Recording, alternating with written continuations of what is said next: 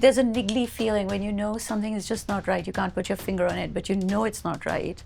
There is no comfort. Comfort is extremely important. I remember doing a storytelling. I don't know if I agree with that, though. Yeah? I'm here in beautiful Cyprus to shout out the sponsor of this video here, Squarespace. Now, Squarespace is an all-in-one platform for entrepreneurs to stand out and succeed online. Now, whether you're just starting out or managing a growing brand, Squarespace makes it so easy to create a beautiful website, engage with your audience, sell anything from content to products to time, all in one place, all on your terms. So, go check out Squarespace. Go get that free trial. Start playing around. And when you're ready to launch, go to squarespace.com/shanbooty to get 10% off your first purchase of a website or a domain. Again, that is squarespace.com/shanbooty to get 10% off your first purchase of a website or a domain. Now enjoy the rest of this video. I'm gonna stare at the Mediterranean Sea right now. Seema! Shan! I was actually singing your song like Seema, Las Vegas. That's where I was going with that. I liked your Shan though. So I want to answer some questions with you. Yep. And we were supposed to have a bunch of gorgeous, multi-generational, multi-ethnic women of London come through and sit with us so we can chat. A la our course that we're still gonna do one day. Yes. So kind of like a mini version of that. But girl, life just got so crazy that I was like organizing all these people, doing all that. I'm like, why don't we just see if they'll submit videos? You know what they said? Yes. Really? Yeah. That's so nice. Right? Yeah. But hopefully one day we can sit and feel their energy. Absolutely. Yeah. Hi Shan, my name is Zara Odeniyi. All of that healing work that you've done on yourself, all that getting to know yourself, your family trauma, your background, all of that, when you've done all that work on yourself, how do you know what to look for in a conscious relationship as opposed to just a comfortable relationship? I love this question. In order to figure out if something is right in the present, you have to go back to authenticate it and then maybe look ahead to others to see if it feels like it's along that path. The truth of the matter is you probably have experienced profound examples of what love is, maybe not in the romantic form, but all of those combined, if you put yourself back into the feeling of your aunt remembering what you really cared about on a Tuesday after you had a long day and driving an hour across the city to bring you that meal that she knows lights you up, that's love. That's an example, and the feeling that you had in that moment is something you can use to compare when you're in current relationships. Even if the dynamic is different, the feelings of love, I feel, are often very similar. There's a niggly feeling when you know something is just not right. You can't put your finger on it, but you know it's not right. There is no comfort. Comfort is extremely important. I remember doing a I storytelling. don't know if I agree with that though. Yeah? Well, because comfort food, it's just calories. And sometimes comfort is just proximity. But I think that in a relationship, Yes. comfort becomes a different word. I was doing a story, and it's a really interesting thing because it starts with a conversation between a man and a monk. And this man is saying, I want to go out there and have the best sex. I want to have a lot of sex. And the monk is trying to tell him that that's not a good idea, that that's not what he should do. And one of the things that comes up in the introduction, it says that the best sex that you can have is comfortable sex, where you're not looking over your shoulder, worrying about, are you going to get caught because you're having an affair or, whatever. And if you can actually do this in comfort, it is healthy and happy sex. Yeah, maybe we just look at the meaning of the word comfortable differently. Well, I think that's actually the important note to bridge these two bits together, because you have to define comfortable, not based on what's familiar, but based on what's actually healthy. Because some people are comfortable in toxic patterns because they grew up in a family where there was an avoidant nature to it, and so for them, comfortable is what's familiar. This is how my parents loved me, so I'm with a romantic partner who's also giving me evasiveness, coldness, shutting me out. And even though it's not healthy, it's familiar, so it's comfortable to me. Okay, we're sitting on this Uncomfortable bench. Okay, and it's not the end of the world. I mean, we're sitting and we're okay, and it's doing us, but is this my degree of comfort? No, it isn't. We're okay sitting here, we're okay doing the chat. Do you know what I mean? If I was sort of lounging, really comfortable, or I just felt, yeah, my back is supported and I'm okay, I think that my brain would stop focusing on how hard it is under my bottom, and I would think of other things as well. I would have more spare energy for other things. That's a really good barometer. Is your relationship a couch or is it a bench in the middle of a cold room? If it's that, even though it's doing the job, it's not actually comfortable. I'm Seema Anand and I. I am a birth keeper or a doula and a sexological body worker. I was seeing a lot of connection between things that women had experienced previously, so things around sexual ruptures, previous birth traumas. Where do you think is a great place to start for a woman who wants to really reconnect to her body, her sexual self needs and desires? What comes up to mind for me for this is what we were actually discussing a little bit earlier of how trauma manifests in the body in terms of the body now becomes over-prepared for pain. Similar to if you're expecting someone to punch you in the stomach, you're going to be bracing yourself constantly. And if somebody rubbed your stomach at that point, you wouldn't be able to experience those sensations because your body is in fight or flight rather than calm and connect. And so your muscles, which are trying to do a good thing of keeping you safe, end up blocking you from receiving pleasure and reconnecting with that part of yourself. I think for me, a big transition that happened after birth, which was very positive but initially negative, was because I couldn't return back to the self that performed sex, I think, in the way that I thought it was supposed to be. I felt very frustrated with my body. But it wasn't until I started having sex, not like I was no longer a mother, but as a mother. And even asking my partner to acknowledge that, like acknowledge the changes on my body in a sexual setting, in a puja almost, right? Like, I'm so grateful to these breasts because they nourished our children. I love them. Oh my God, they're so sexy, they're so hot. I'm so grateful to this vulva. Like, look what it's given us. Like, thank you for this. Like, that gratitude, like, I love these changes. Every stretch mark, every part of it is evidence of what you've given to this world and what you've given to me. Thank you. So almost even asking my partner to affirm that to me, that this part of me actually made me sexier, made me more worthy of pleasure, made me something more awesome even, versus something less that had to try to return back to. So starting small can be really beautiful. And not that this is a plug for this, but we do believe our jewelry line, can be an incredible way to retrain your body to experience touch in small, subtle ways without bracing itself for pain to come next. Also, I think that this is a narrative that we have to actually change, that it's, okay, I have done this, now I should go back to that. You don't go back to that. You never. I mean, time moves forward.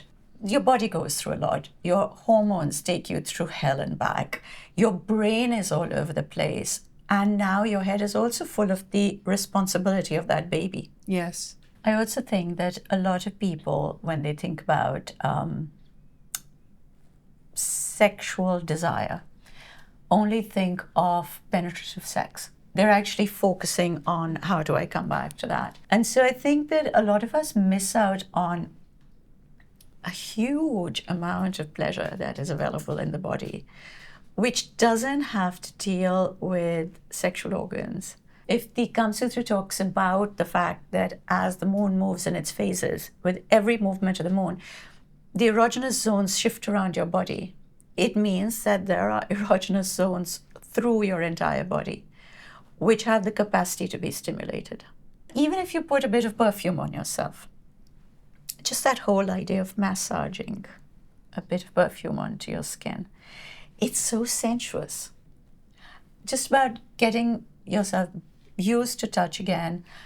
When we were talking about, for instance, wearing something like that, and if you're naked, this is against your skin. At any other time, if this wasn't here, if all there was just my skin, my partner would probably just come for the breast, right? That's your first thing. This is the breasts are water over here. That's your pleasure organ, and that's where your partner would go for. So squeeze, kiss, like whatever. The moment this goes on top of it, it just adds another texture. It's added another bit of background. You now have the idea, you have the option of tracing the outline of the necklace, and then you're tracing the skin through the necklace. Do you know what I mean? It's just, it adds dimensions to it. Yes. And it takes away from, this is the job at hand. And I think that's what we need to do. We need to take it away from, this is the job at hand. We are going back to having sex. We're going back to being sexual beings, rather than just flowing into it, because this is what gives me pleasure. Yeah, and it can be something completely different. And isn't that better? Don't mind me, I'm just here chilling on the beach. But while I chill here, let me tell you about Squarespace. Now, Squarespace is literally the only reason why we continue to upload here. They keep this channel alive, so thank you, Squarespace. Because if it wasn't for y'all, I don't know what would be on this channel. But here we are. So let me tell you everything I love about Squarespace. The Fluid Engine. Now listen to me, the Fluid Engine is the next generation website editor from Squarespace. It's never been easier for anyone to unlock unbreakable creativity. Choose your website starting point and customize every design detail with reimagined drag and drop technology. Squarespace Blueprint AI and CEO tools. Start a completely personalized website with the new guided design system, Squarespace Blueprint. Then easily launch your site and get discovered fast with integrated, optimized CEO tools so you can show up more often and to more people and grow the way you want. Flexible payments. Make checkout seamless for your customers with simple but powerful payment tools. And in eligible countries, offer customers the option to buy now and pay later with Afterpay and ClearPay. Now listen, I'm telling you right now, there is nothing worse than wanting to buy something and the checkout is confusing, but Squarespace makes it easy. Now, if you're really curious, go to squarespace.com, start playing around, and when you're ready to launch, go to squarespace.com/ShanBooty to get 10% off your first purchase of a website or a domain. Again, that is squarespace.com/ShanBooty to get 10% off your first purchase of a website or a domain. So go check it out. Do me a favor. It might make you feel as blissful as I feel right now. Feels great. Hi Shan, I'm Bianca. My question is, after being with someone for a long time and even having kids, your body and confidence can change. How do you get past the fear of being intimate with somebody new and actually stop overthinking whether they're enjoying sex with you and your body? Ooh. You were telling me every morning what you do. Yeah. Okay, again, this comes from experience and age. I know when I was much slimmer. I know when my body was that fit and gravity hadn't taken over. I remember what everything looked like. And at that point, I was so full of insecurities that I could only find fault with whatever I saw. Now, what I do is I, every morning, get into my bra and a pair of panties, really nice bra and panties, I have to add. And then I will stand in front of the mirror and just look at myself. And I look at my curves, and I look at where it flares out of the hips. And I just look at myself and I think, God, you're gorgeous. And I love it. I love being able to do it. And I'm not trying to convince myself. I know that I would not make it to a lingerie ad with the body that I have, which is fine. First and foremost, that is not true, and we need lingerie companies tagged right now. We need that. We do, actually. I think lingerie companies now need to start doing real You are the bodies. next lingerie model for intimacy, for Victoria's Secret, for somebody. I'll let you continue, but that's going to happen. All right. We're going to go and call them after this. Okay, yes. Okay. I just think that, we need to just be able to look at ourselves and recondition this thing where you've been just told that to look for failure, look at what makes you beautiful. Because I just want to say again, from a point of view of age, literally at every point that you are the most beautiful that you are for the rest of your life. At every single point. And build up your self-esteem first, and this will actually be the first thing that you need to work from. I really sometimes hate the fact that confidence is kind of used as a term that people should put on like a pair of shoes, right? Like, Oh, that it's easy. just be confident or choose to be confident or walk out there with confidence. And confidence to me is is a result of competence. And competence can take a long time to achieve. But like anything else, it's sometimes when we have lofty big goals, we feel like I'll never get there, so what's the point? But you'll know from working on any goal, it's not at the end result that you feel the benefits, it's every single small step of the way. Hi Shan, my name is Serena Laidley. How do I date whilst my body's changing, my emotions are changing, and I feel that I'm not enough? The age-old question is, am I still attractive? Am I still desirable enough? We set ourselves these impossible standards, and with that, we think that we have to fit into everybody's idea of who's going to find you attractive. I think that if we can first of all come to grips with the fact that, yes, you're not going to be attractive to everybody, just like not everybody's going to love you or like you. And yes, that there are also certain people out there in the world who are going to look at you and make you feel bad about yourself. Yes. So long as we can accept that, I think then we move forward from there to say, but there will be others who will. And I think that's the first thing. For me, that was the first thing in my journey. I really wanted the whole world to love me. And I would be miserable when they wouldn't. As a storyteller, I would want the lights on rather than, like in theater, you have the lights off and then you're just talking into the darkness. I wanted the lights on because I feed off the energy that I see. I wanted to see people's expressions. And I would literally hone in on the two people who looked miserable and spend my entire time trying to make them happy. I wanted to get a smile out of them. And by the end of the evening, when they hadn't smiled, I would have used up all my energy. I'd come off that stage feeling like shit. I might have delivered the best performance ever, but I would feel terrible. And then it happened one time that I was actually doing a storytelling, and right in front of me, there was this one person with the most sour expression. He just sat there like this. And as I finish, and I kind of stand up where I am, it's the stage is really close to the audience. He comes up to me and I think, oh God, here he's come now. Tell me how terrible that was. Same expression.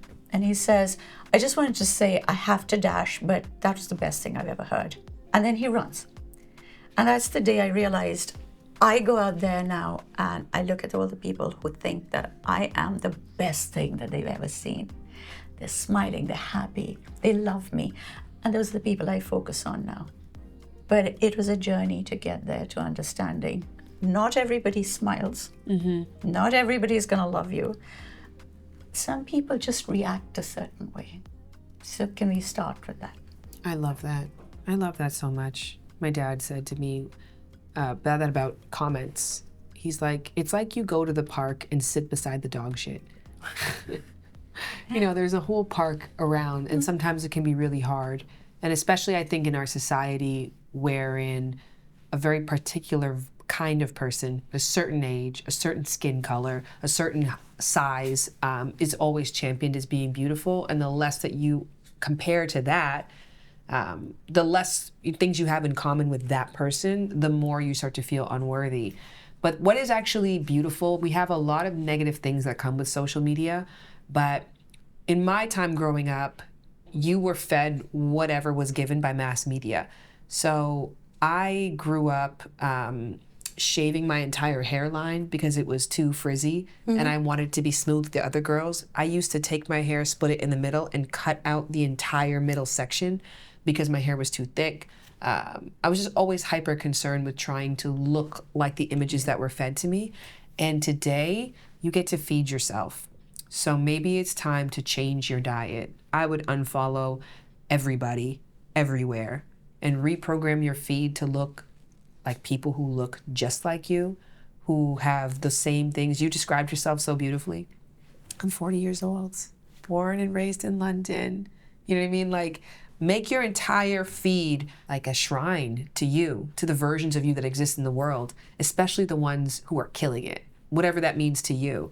Like, see the examples and proof that you are valid of all the things that you want, because other versions of you are living it up and living in the lavish of that. And I feel like once you get that confidence and that sureness that it can happen for you because you've seen multiverse view versions of yourself, get those things, then you start to walk with a different, pep in your step.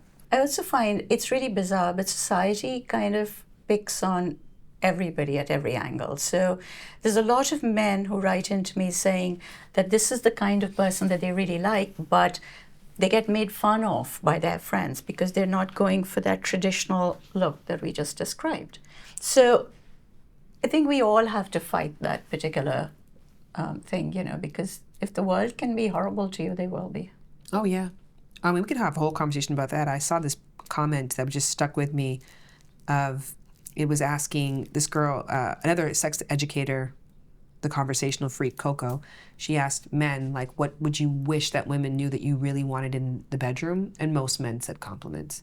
And most of them are like, men hate their bodies. So being kinder to each other, I guess it's a call for that too. Yes, it's a call for you to be kinder to yourself, but putting yourself in positions to receive that, you deserve that. That can make all the difference. Thank you for sharing your questions. Thank you, Seema, for answering them. Thank you, Shan, for having me. If you loved Seema's advice, you are in luck because there is an entire book of it coming out. Tell them. So, yeah, this is all of the questions that people write in, whether it's about how to have intimacy in a long-distance relationship, whether it's about how to reconnect with your body. I mean, literally everything that people have written in. So yeah, it's just advice. Pre-order the book right now. Also, our jewelry, is now fully in stock. It is sold out twice this year. It takes a long time to restock because each piece is handmade and beautifully, beautifully handmade. Like, the craftsmanship on this is absolutely gorgeous. The details are gorgeous. It needs to be on your body. So go to surmai.com/comma to support that. Go to where to go pre-order the book. Oh, on my Instagram, Seema Anand Storytelling. The link is over there in my bio. And we have a full episode just on you coming out too. Yeah, we have an episode on us. Yeah. All right, that's it.